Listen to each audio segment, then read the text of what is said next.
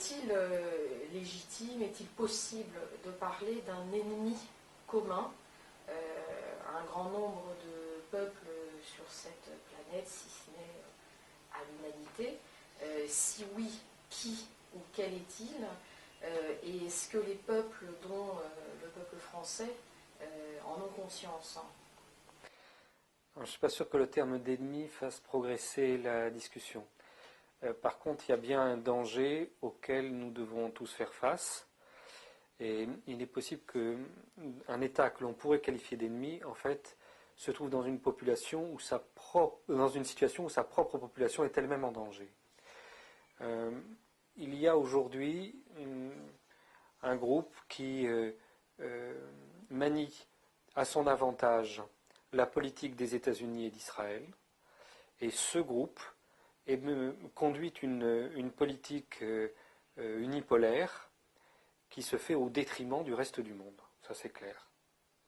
Donc, l'ensemble des peuples qui sont menacés, mais encore une fois, y compris la population aux États-Unis, doivent réagir à cette tentative. Mais est-ce qu'il s'agit en fait d'instaurer un système que l'objectif serait tout simplement celui d'un État, l'Israël, ou est-ce que le sionisme n'est pas quand même le véhicule d'un véritable système social qui serait celui de l'apartheid? Est-ce qu'il ne cherche pas à généraliser ça partout dans le monde? Le sionisme est une idéologie qui est malheureusement extrêmement méconnue aujourd'hui. D'une manière curieuse, dans toutes les universités, il y a des chaires pour étudier toutes les idéologies du siècle présent, et il n'y en a jamais pour étudier le sionisme. On s'imagine que cette idéologie est un nationalisme du XIXe siècle qui a survécu d'une manière un peu étrange et s'est fixé au Proche-Orient. La réalité est très différente. Le sionisme est la conséquence d'une vision religieuse du monde portée par des groupes chrétiens qu'on appelle aujourd'hui les évangéliques et qu'on appelait il y a 3 siècles les puritains. Dans cette vision du monde, il y a 2 peuples élus. Le premier, ce sont les Juifs, ceux de l'Ancien Testament, et il y a un deuxième peuple élu, celui du Nouveau Testament, qui est constitué par les adhérents à ces églises évangéliques. Et les autres humains n'ont évidemment pas les mêmes droits que ces peuples élus. Cette idéologie conduit obligatoirement à un système d'apartheid. Elle a déjà été mise en œuvre dans d'autres régions du monde qu'en Israël, car ces églises-là étaient présentes en Irlande du Nord et en Afrique du Sud. Dans ces pays, ils ont, par le passé, installé des systèmes d'apartheid. Le modèle actuel d'Israël a été développé d'abord en Afrique du Sud. Les Bantoustans d'Afrique du Sud, c'est-à-dire des États pseudo-indépendants dans lesquels était parquée la population noire, de manière à donner l'illusion que l'Afrique du Sud était un pays à 100% blanc, ce modèle des Bantoustans a été mis en œuvre par des conseillers israéliens en Afrique du Sud. Et lorsque l'Afrique du Sud s'est effondrée dans son système d'apartheid, le modèle avait déjà commencé à être appliqué en Israël. Mais je dois dire aussi qu'une autre expérimentation avait eu lieu au Guatemala dans la plus totale indifférence.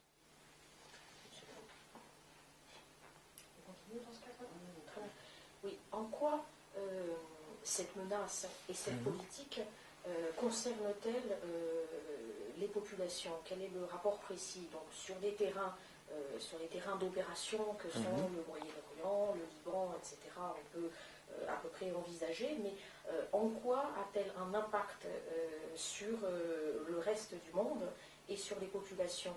Il y a tu parlais d'une méconnaissance de l'idéologie que représente le sionisme.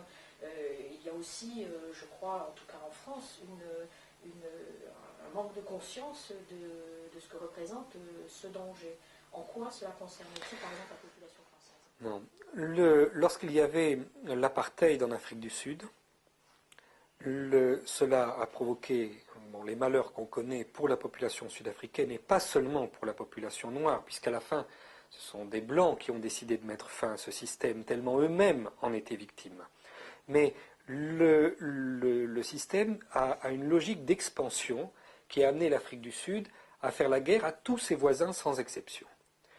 La même chose se reproduit aujourd'hui avec l'apartheid israélien, qui conduit l'État d'Israël à être en guerre avec plusieurs de ses voisins, et qui contraint la population israélienne à vivre depuis 60 ans dans un état de guerre. Donc cette population israélienne est aussi victime du système. Le désordre que cela engendre dans cette région a forcément des répercussions dans l'ensemble du monde, compte tenu de la dépendance de tous les pays développés au pétrole de cette région. À cela s'ajoute le fait que le système sioniste, étant le produit d'une idéologie aujourd'hui au pouvoir aux États-Unis, ne peut être déconnecté de l'ensemble de ce projet actuel du gouvernement des États-Unis. Les Français peuvent être conscients de certaines conséquences économiques de ce que l'on appelle la globalisation. Mais je crois qu'ils ne les voient pas complètement, parce que les concepts que nous utilisons tous les jours sont complètement erronés pour décrire cette situation. Un exemple. Aujourd'hui, on discute du fait que la globalisation serait l'application d'un modèle libéral, c'est-à-dire d'un modèle dans lequel l'État serait désengagé de l'activité économique. Et on nous dit que ce désengagement de l'État est la cause de nouvelles disparités économiques entre les uns et les autres et d'une absence de redistribution des richesses.